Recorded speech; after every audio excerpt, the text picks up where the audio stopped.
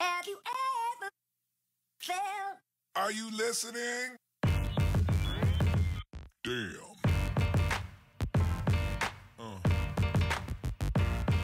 Yeah. Yeah.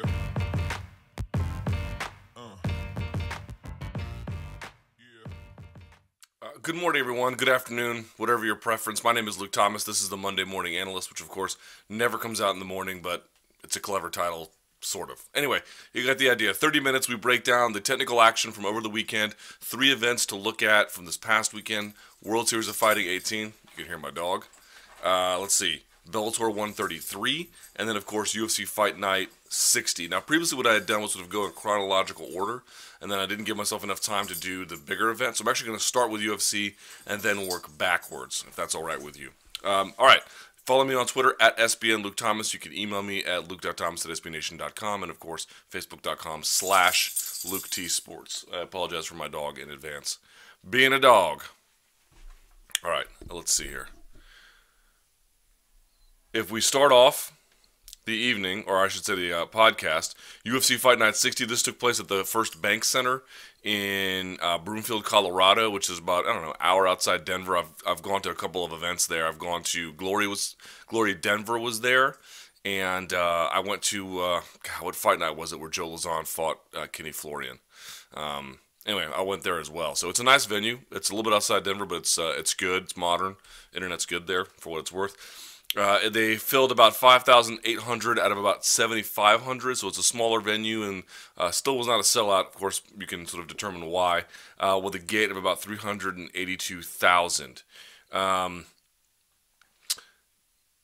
would say that my man of the card is got to be Benson Henderson, just because of the unique circumstances, although Max Holloway gets a pretty decent... He was pretty close on what he was able to do. So let's sort of go through the results here and talk about some of the more meaningful action. Some of the fights had fallen out, so there were only 4 fights on the Fox Sports 1 preliminary card. There was no Fight Pass portion.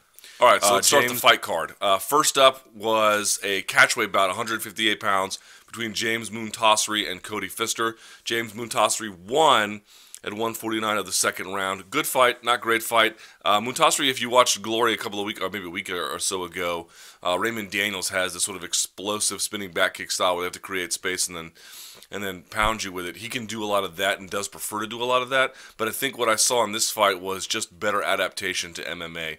Was able to throw those kicks in tighter quarters.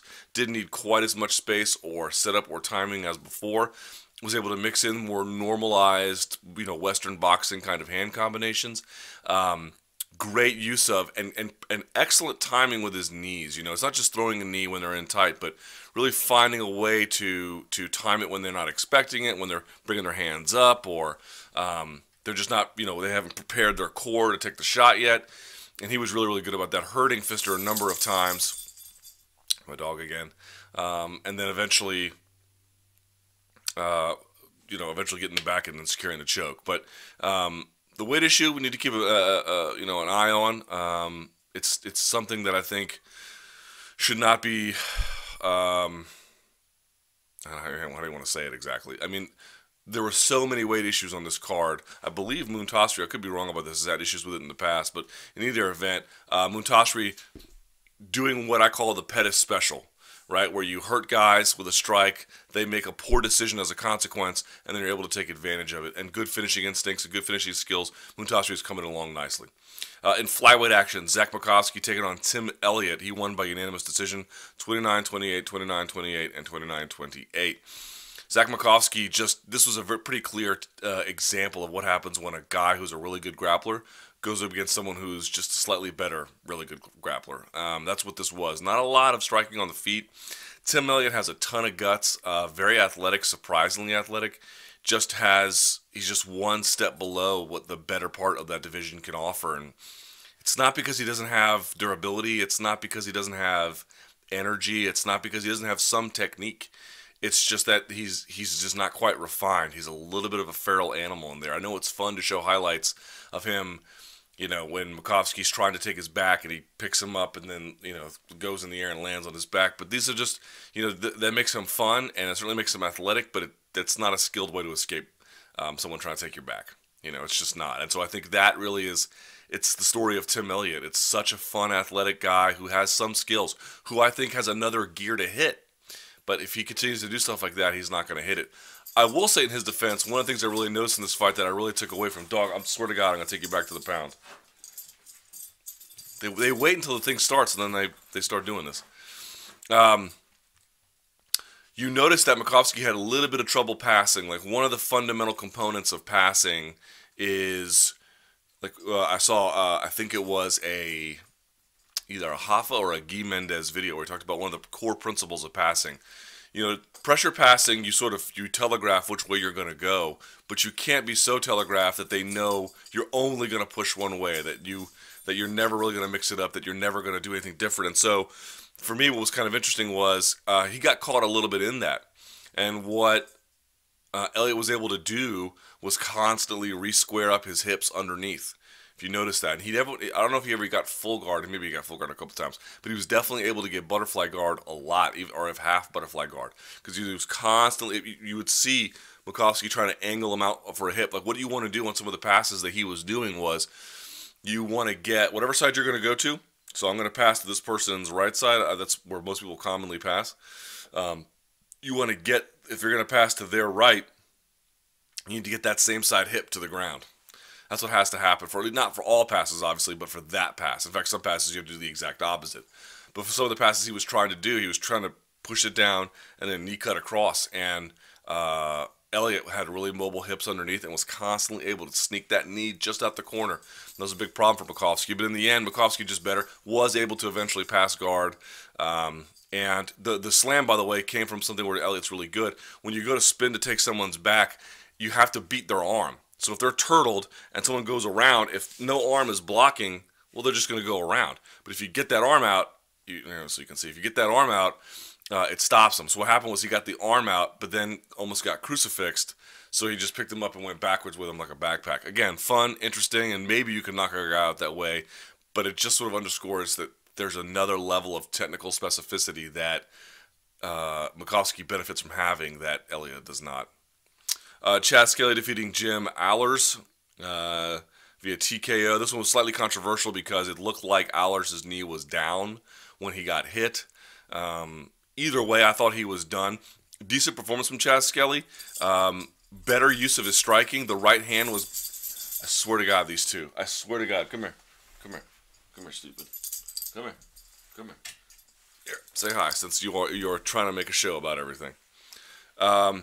Chad Skelly, I thought was doing a really good job of finding a home for the right hand. To me, the big takeaway from this fight, because I know we have a bunch of fights to get to, but for me, the big takeaway from this fight was, like, you see so much energy with guys spending time trying to push another guy into the cage and then scoop an ankle or get their hands clasped or something like that. And I feel like that's getting a lot better. Guys are just getting really good at stopping that. Say hi.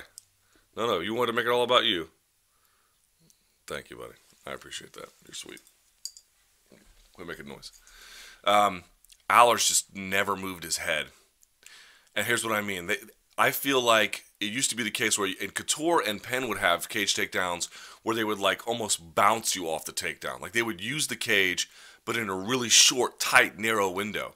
Now you see guys, they'll clinch, they'll fail on a takedown, but they'll keep a hold of you, and then they'll push you against the fence, and then it's this sort of back and forth.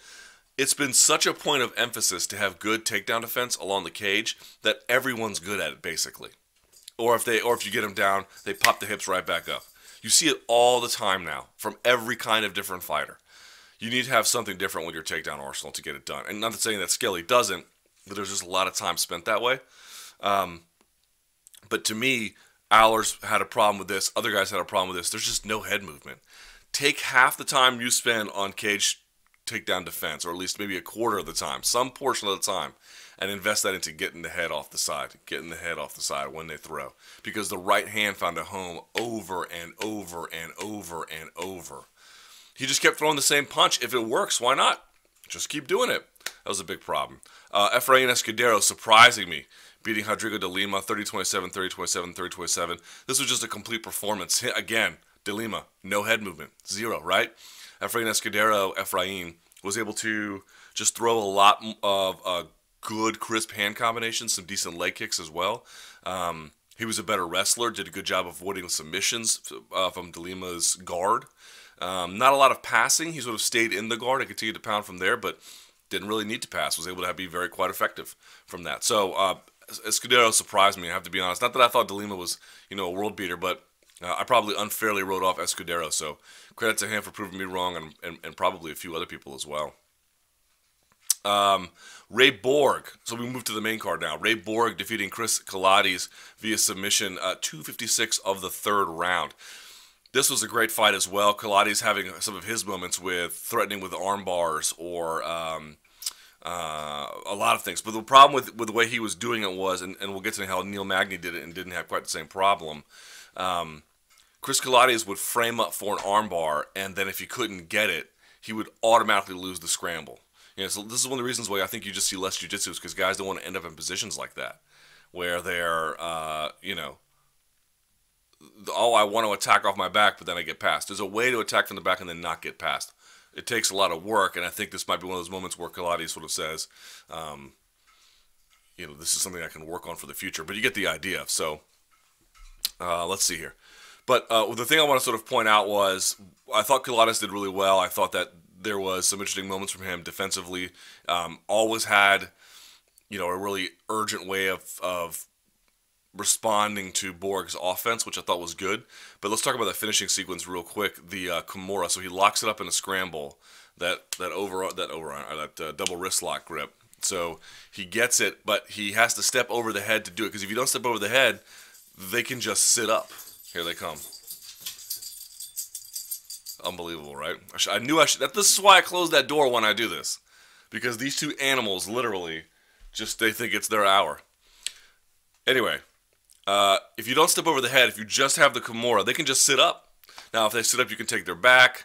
There's things you can do, but they can also then scramble out. That's a problem, and you can lose the grip. So that's why you want to step over the head, because it isolates them from sitting up.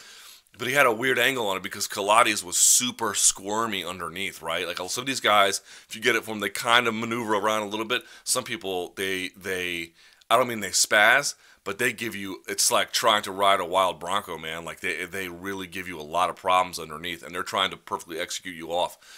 So to balance himself so he didn't get turned, Borg had to balance on his head and right shoulder like a break dancer. And that's not something that I think they teach you all the time. I think you can post in your head sometimes to defend certain things, but it's the kind of adaptation Borg is able to make based on his body type and skill set. And he's probably been there before and knows how his body can push weight down or to a certain angle that he needs. But something to keep in mind there about doing that. Like in an ideal world, you step over the head and you're almost perpendicular with them. He couldn't quite get there, but he could wrap the head, but he needed a weight to keep Coladas down because he was so mobile underneath. So he posted on his head and shoulder. That takes a ridiculous amount of core strength and balance and skill. Ray Borg putting on a hell of a show there. Kevin Lee defeating Michel Prazeres via unanimous decision, 30-27, 29-28, and then 30-27. I had picked Prazeres, not on a Prazeres, however you want to pronounce it. Not on a strong whim. I just thought his size might overwhelm Lee. I think that the problem Lee had previously was he would not exactly let guys do things to him exactly, but he didn't exactly get out in front of the fight. Right, he would respond to things and then counterattack and then maybe launch into his offense. But there were just these moments that constantly kept popping up where he would wait for something to happen, and he didn't do that this time. He got out a little bit in front of it and was able to secure takedowns. In fact, got to Prazeres' back for a little bit. Now couldn't do much with it, nor would I expect him to. That would be a tough way to finish a guy with that kind of skill in that particular dimension. But I just mean the key takeaway for Lee from this fight, like from a scouting perspective, was that it was not that he's not a physical specimen. It's not that he doesn't have a lot of good tools. They never do this. Not that he didn't have all kinds of reasons to have optimism in him, and I did. I just thought a guy who is not maybe as skilled, but bigger, maybe slightly better in one dimension, but always sort of going for his style of fight, might give Lee problems. Lee, I think, turned a corner with this fight, or maybe turned a corner in training and then showed us with this fight that he's just not going to let guys get out there in front of him. He's not going to let guys define the complexion of the fight, then he has to fight out of a deficit. I thought he was just better this time, just a lot. And again, I think there's another gear he can hit. There's another level he can climb to. But good progress this time for sure. Dan Kelly defeated Patrick Walsh 29-28, 29-28, 30-27. This fight was dreadful. Absolutely nothing to say about it in any kind of positive way, so I won't. I'll just say this is just one of those fights that looked like they were trying to fill broadcast time. I'm not going to bash these two guys because, they're the competitive athletes, and I don't want to be that kind of guy, but I don't have anything positive to say about it, so I won't say anything about it. Neil Magny defeated Keiichi Kunimoto via rear naked choke, 1/22 of the third round. This fight actually, often I make a prediction and either it's wrong or I got the guy right, or it was wrong and I didn't get the guy right. And then sometimes I get lucky and it happens the other way. I thought for sure this was going to happen the way that it did, namely, Kunimoto was going to try and take him down against the fence. He was going to have a hard time doing it, and then something was going to happen from there. Either Magny would beat him up along the fence line or reverse him and do something else. It's exactly what I thought happened. Kunimoto tried to take him down. I think, again, good luck taking people down in 2015 against the cage when they really it's everybody's best practice at this point. It's such a strong point of emphasis. In any event, he couldn't do it. Eventually, Magny was able to reverse him into the cage as they jockeyed along for position over the course of several rounds. He landed some decent shots inside, and they even got taken down at one point, but he was able to get back up as well. By the way, there's a difference there. I think he framed for either a triangle or an armbar, didn't get it. Immediately once he recognized he didn't get it, because you have to slip out head first, and then your arms, and then everything else. As soon as the head popped out, I can't remember if it was a triangle or an armbar. It was an armbar that maybe his elbow got out. One portion of his body got out, and Magny immediately recognized it, put his feet in the hips, pushed off, and then stood up. And he almost paid for it, but it was enough where he didn't. Anyway, so what eventually happened? He eventually was able to score at distance. Magny's got a long reach and had Kunimoto against the fence and was banging him out from a distance, hurt him, was able to get him to the ground, take his back, and was pounding on him, couldn't finish him. Third round, and this is what I wanted to see. I think that everyone talks about Magny's win streak, and you should. It's really important, but he's still beating guys at basically the same kind of level. Some guys more talented than the others. Some guys different skill sets than the others. I'm not saying they're all the same guy or they're all necessarily the exact same ability, but he hasn't quite reached into the upper echelon of the division. And I think what I want to see him do is, if he wants to get there, when you fight guys like Kunimoto, who is very talented, very credible, you need to show another gear. It's one of the hallmarks of guys who you can really believe in when they graduate up the division. It's not just that they beat these other guys, but how you beat them. What kind of display of skill differential and domination and finishing instincts are you able to show? Because if you can't finish a guy like Kunimoto, who I'm not saying is the easiest guy in the world to finish, but if you can't finish him, I don't necessarily know why I have a strong reason to believe you can finish a top 10 guy. It's just not. It's not clear to me. Again, things happen in MMA. I swear to God, I'm gonna take him to the pound.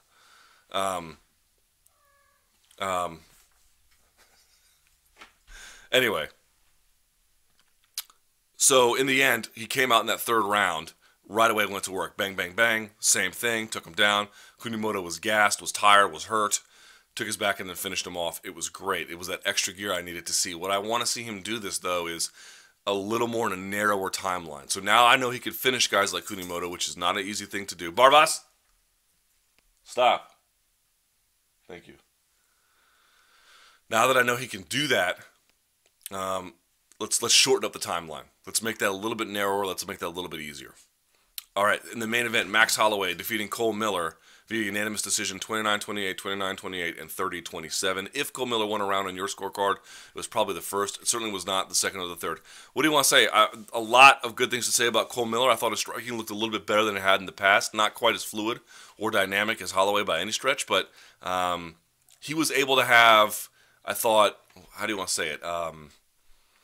It was careful shot selection, but it was, and while reserved and not of the same level as Holloway, it was still good enough to land and create some problems for Holloway. So not as frequent, not maybe as hard, certainly not with the kicking game. Remember that early in the first round, he was able to go to switching stance to southpaw, was able to go to the left of the body twice.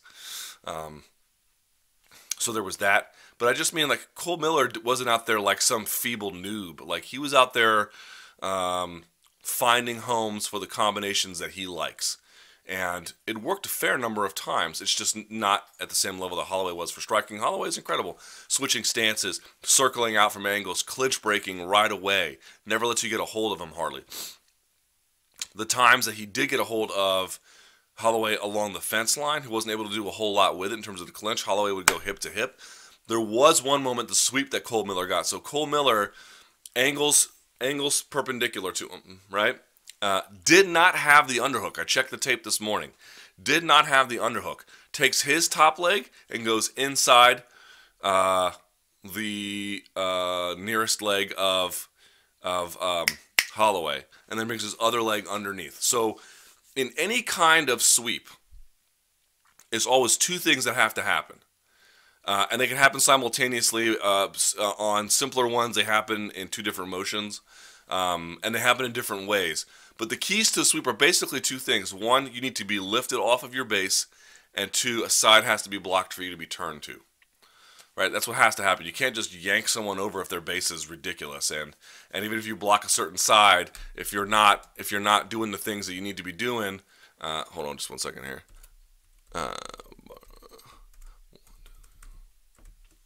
Sorry about that. Even if you just lift them off the base, that's not necessarily enough. And even if you just block a side and try to turn them, you're not going to pull someone off their base. So, like for example, let's take a scissor sweep, right? Which is a similar sweep to the thing he did, kind of, sort of, in the sense you have to scissor your legs, although you go the opposite way. In a scissor sweep, right? One leg is on the outside of your. If you're on your knees, one of my legs is going to go on the outside of your leg. So I'm blocking that side. I'm going to hold this side too with my hand, right? So I like to do it through this side. So I'm going to grab your left lapel, and I'm going to put my left leg on the outside of your right leg. So now I'm blocking a side, but that's not enough. What I'm going to do is I'm actually going to put my other leg across your waist. And some people just think you just push and turn, and sometimes that works against guys with crappy base, but against people with good base, that doesn't work. Yes, I'm scissoring. Yes, I've blocked a side, but that to me is not enough. What I like to do is I like to pull guys onto my shin, the shin across your waist, and then I like to scissor, because now I've lifted your weight on top of me. I can still manage it, but now you can't sit down on your base. You lift them up and turn. Cole Miller does something like that. Now I'm not sure about the mechanics of the base part. That to me is still confusing. But what I will say is I mentioned before, he goes inside, wraps the leg, and then comes underneath. So he's blocking the leg from posting on Holloway. He then underhooks the same side. Somehow he manages to, I'm not sure what he was waiting for. I think maybe the other side elbow. Either way, he just explodes into the turn because he has him wrapped up. There's nowhere for him to sit back on his base, right? His base is maybe coming full. Maybe that's what he was doing. He had the underhook, and he had this so he could pull him over himself and then use that to turn, and then immediately transition into a knee bar. It was super slick. It didn't work because jiu-jitsu is very hard, so credit to Holloway for knowing that something was up. But Cole Miller are pretty incredible in that way. In the end, though, Holloway, man, he just gets better as the fight goes longer. He just gets better as the fight goes longer. I thought his combinations at the end began to open up. I'm going to say he's Mayweather-esque in the following sense, just in the sense that, not that he's Mayweather at all in any kind of real way, but what he is he makes adjustments minute over minute, round over round. So like people are like, I think Holloway gets stronger as the fight goes on. No. He definitely gets stronger as the fight goes on. He chips away you at the body. He tries to find openings that make it difficult for you to see. He doesn't headhunt, but he still finds home for power shots. He never really takes a lot of damage. He has great cardio, and as you begin to tire out, all the things he was doing well before but maybe had a little bit of problems with, they all open up, which then opens up yet another layer of his offense. When he can string together the first set of things he had trouble with, once that becomes easy, then he can hit even in a second and a third gear in striking. So really kind of incredible from Max Holloway. In the main event, man, what is there to say? Benson Henderson defeating Brendan Thatch by rear naked choke in the fourth round at 3:58. Brendan Thatch didn't come out looking poor. Both guys switching stances pretty effortlessly. Brendan Thatch looked, I thought, pretty fast, even despite having a weight differential. I thought the timing, again, another guy, great timing on his knee strikes. Lots to like about what Brandon Thatch did there. But Benson Henderson just going to the body the way that he did, incredible, right? Investing in that over and over and over again, and getting in and getting out, never getting into lengthy physical wrapped up exchanges with Brandon Thatch, never getting Brandon Thatch to lean on him in any kind of particular way. I just thought that was really impressive, conservative but aggressive. Because sometimes Henderson is conservative and then not much more, but he had a lot more going on this time in terms of things he was at least willing to try. So there was that. But to me, the big thing that I thought was, one, the body shots and how they invested late, and also how he was able to close the eyes of Brandon Thatch, never taking too much of a damage if he took a shot, sort of resetting, not getting into firefights, just never letting Thatch do the things that Thatch likes to do, never letting Thatch get on a roll, never letting Thatch build momentum, right? Always kind of pot-shotting him. So Thatch was always in this ready gear, but he was not letting his hands go. There wasn't the same kind of offensive frequency that you typically see from Thatch. So that was missing. But the ending sequence was great. He had the seatbelt grip over-under, both hooks in, and it was kind of loose. Maybe he let him loose on purpose. Maybe he fought the hands. I have to go back and look. But either way, Thatch sits up. Bad move, dog. Bad move. Because what happens when he sits up? He has the over-under grip. All he has to do is just let go of this, and then this one comes around, right? So he does that. He locks up the bicep grip. Thatch tries to hand fight, but you can see he's never able to get, like when he grabs his wrist, he's not able to extend the arm. He goes back into that Matt Hughes Gable grip style you saw on Frank Trigg. So the choke worked in the end, and he tapped. But the other thing about it is, if you go back and look, Thatch gets turned on his side, and then Henderson brings his other knee up, the same side the choke is on. He brings his knee up, he puts a foot in the hip to keep him from turning back, also to shield that same side for the choke. Another small detail. The takeaway for me on that one was, listen, he goes to these Pan Am no-gis, and he goes to the World Championships, and he doesn't get, he does pretty well, but he doesn't get far enough to really, contend for a medal, although he wins the smaller tournaments for sure. But either way, what's proven is that competition experience, both on the big tournaments and the small one, it's the kind of thing you want to see from a guy reinvesting in his craft, getting back down to brass tacks, and doing the sorts of things you need to do to stay relevant and competitive. And it's made his jiu-jitsu that much better. There's often been criticisms, not just that Henderson doesn't finish, but that he spends a lot of time in control positions. He did spend some time in control positions in this fight, although not a ton, to avoid having to work with Thatch's weight. But I just thought that was really great. Like, you could just tell, man, that seatbelt grip setup was ready to rock. And the seatbelt grip setup has a lot of value that has nothing to do with any kind of finishing. It's a Marcelo Garcia patented form of control. He was one of the first guys. Used to be previously double unders, and now it's the seatbelt grip over the top. And so the way it works is that the hand coming over, you have to pretend like they're stabbing in the heart, and then this hand comes on top. And that's how it worked, and he had it. So as soon as he sat up, this hand he yanked through, which just left this, and had to go. But it was the finer points of finishing, I thought. You just always want to see someone reinvest in their craft, Kenny Florian style, and I think you saw that from Benson Henderson. Not a lot of time left, so let's go up to the other cards that happened this week. By the way, yeah, Benson Henderson, definitely my fighter of the card on that one. Real quickly, I want to make a note about the broadcast itself. I know that they put those 6 fights on these Fox Sports main card, maybe because they want to give fans more of what they want, maybe because they want to drive later into the night. The main event didn't start till 1 a.m. I understand all that, and I get it, and I get what Fox Sports 1 is trying to do. But as a consumer, it is brutal to have to sit through all that. The commercials are repetitive. Why is Dan Kelly versus Patrick Walsh on any UFC main card anywhere on the planet, including Manila? That makes absolutely no sense. So, to me, less is a little bit more. If you got ads to sell, I get it. If you got whatever you need to do from a business perspective and a broadcasting perspective, you have some T's you got to cross and some I's you got to dot. But as a consumer, I'm just letting you know, if anyone from Fox Sports is watching, it's a great product that they have going on there. I think the broadcast is great. John Anik and Brian Stan, I think, arguably the best commentary duo in the game, certainly in the UFC.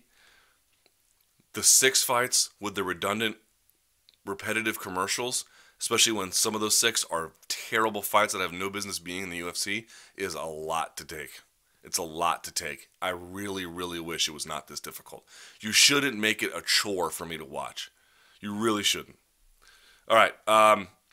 So Friday night was Bellator 133. This took place at the Save Mart Center in Fresno, California. I have not been to the Save Mart Center.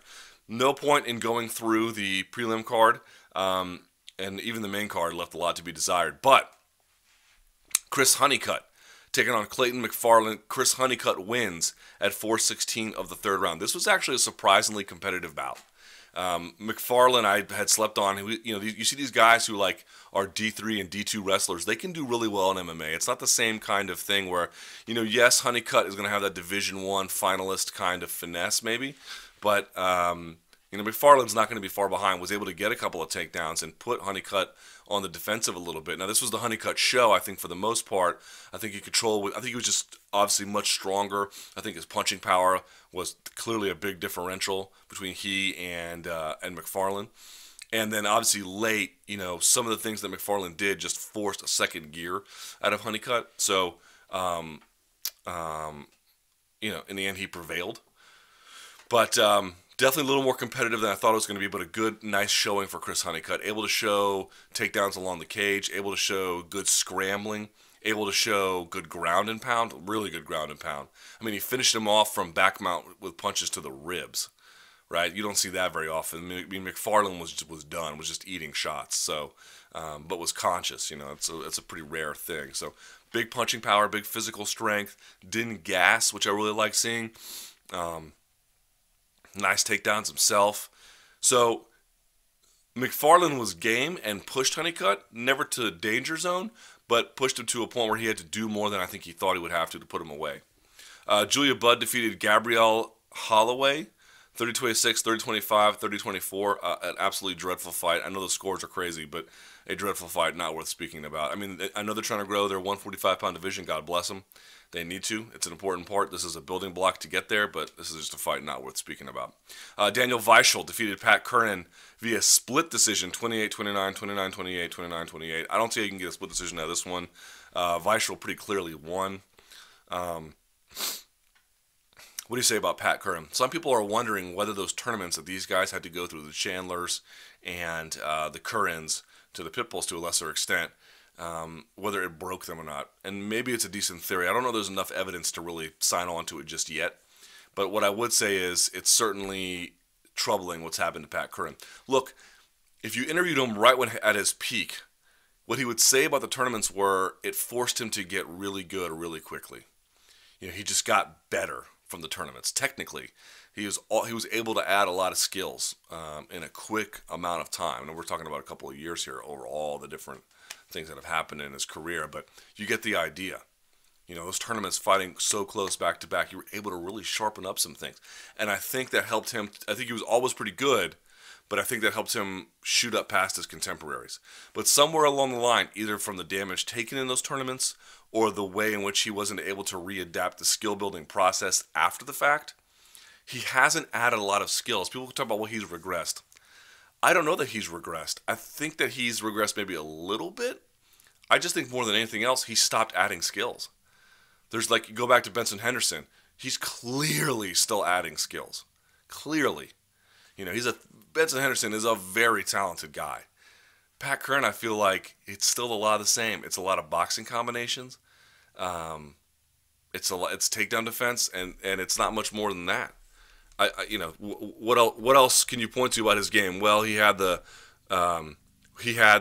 submission finish of Daniel Strauss, but not much more than that, right? You don't look at him like a super big time submission threat. He doesn't take you down, pass guard, take you back, and then whip out a helicopter armbar or something like that. You know what I mean? That's not his thing. And maybe it should be. Maybe there should be some component of his game, but there's just something missing. There's something missing. And again, he's been in some tough fights, so I think he's certainly taken a pounding over the years. But so whether it's a tournament or the fights with Pitbull and Strauss and everything else, I don't know. But to me, that's the biggest issue: is he just hasn't built on enough of the different.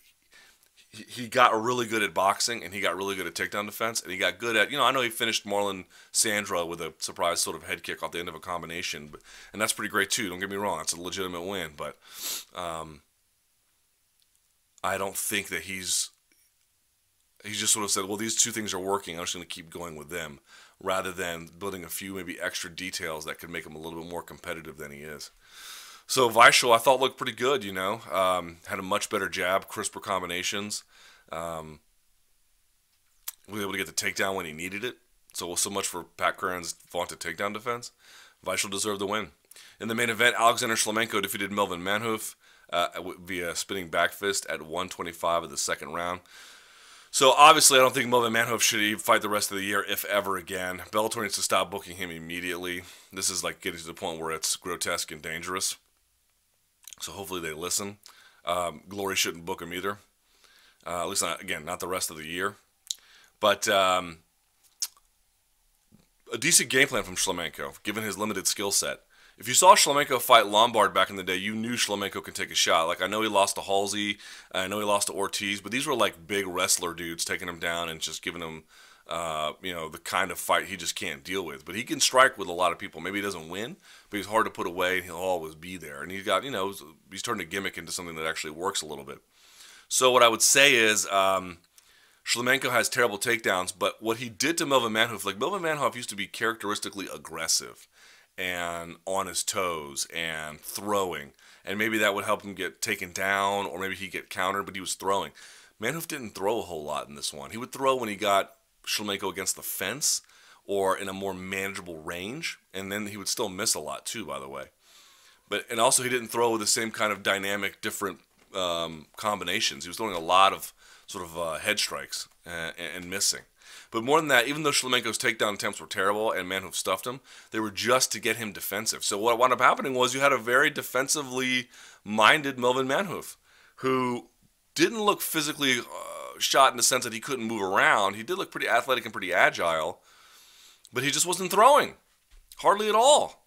Very little offensive activity from Melvin Manhoef. And so Shlemenko was able to land a spinning back kick and a spinning back fist, in close distance, and came around the corner, bang, he was already there and got him. I think he had thrown a couple punches earlier to close the distance, maybe. But either way, Manhoef was just never in an offensive mind. He was in a defensive mind. I know he got caught with this punch, but it was a defensive mind where it was like waiting to react to something, not a shelled up one where you're still popping and coming forward. It was like a nervous cat. Right, that's what it was like. So Shlemenko wins. Fighter of the card for me would be Chris Honeycutt, but Shlemenko getting back in the win column. Maybe Daniel Vishal too, because he had the toughest fight. But I'm going to go Chris Honeycutt because I just think it's important for him to get the kind of shine that he's getting. And then last but certainly not least, we've got a couple minutes here left. Marlon Moraes. Actually, let me start back. Hakeem Dawodu defeated Tristan Johnson. Tristan Johnson doesn't get a lot of respect, but he's a very good fighter. Hakeem Dawodu throwing great Muay Thai combinations off the hands and finishing with the feet, showing good takedown defense, I thought, which was really important. He is definitely a prospect you want to watch. So he wins via KO punches at 159 of the third round. Andrew McInnes defeated Cody McKenzie via headbutt, McKenzie headbutted him at 4:58 of the first round and then got DQ'd. But McInnes was, not that he was like remarkably better than McKenzie. I just have to say it was not good. Shane Campbell defeated Derek Boyle via body kick and punches at 31 seconds of the third round. This went more as I expected. I wasn't sure that Campbell was going to finish him, but this was the one you may have seen it on SportsCenter or even on ESPN social media where Campbell hits him with a body shot, I believe. Doyle crumbles, and as he crumbles, Campbell does the Hadouken bit, which was kind of awesome. So Campbell wins that one. Campbell and Doyle are not too dissimilar, but Doyle's one of these like aggressive aggro strikers who squares up on you and just wants to have a face punching contest a little bit more. Campbell's a little bit more in and out finesse, which ultimately made the difference in the end. And then finally, Marlon Moraes defended his title, his World Series of Fighting bantamweight title against Josh Hill. Josh Hill, you might remember from Tough Nations, via unanimous decision, 49-46. Got a tough first round. Marlon Moraes getting physically controlled, I think, for a lot of it. It looked like getting his nose broken. It was bleeding pretty bad. But then the takeaway was slowly over the course of the fight, he was able to establish his game. He didn't panic. He didn't succumb to the injury and was able to sort of eke out a win. Not the best performance of Marlon Moraes, but probably a good experience for him. And certainly shows he is capable of the kind of stick-to-itness that you need to be a champion, that you need to fight upper echelon guys, but that he went 5 rounds with Hill without stopping him, I think is a little bit problematic for me. And that fight took place at the Edmonton Expo Center in Edmonton, Alberta, Canada. And it aired, of course, on NBC Sports. Fighter of that card has got to be Hakeem Dawodu, by the way. And I don't have any figures on attendance or Livegate, although I suspect for that one and for the Bellator one, it's probably very low. All right, so this weekend we have what? And there's a legacy fight as well. I don't have the results of that, but I'll link it up in the post on MMA Fighting. This coming week we have Bigfoot versus Mir and probably a bunch of other stuff as well. So follow me on Twitter at SBN Luke Thomas, my Facebook, facebook.com/LukeTSports. And of course you can email me at luke.thomas@sbnation.com. And until next time, guys, enjoy the fights.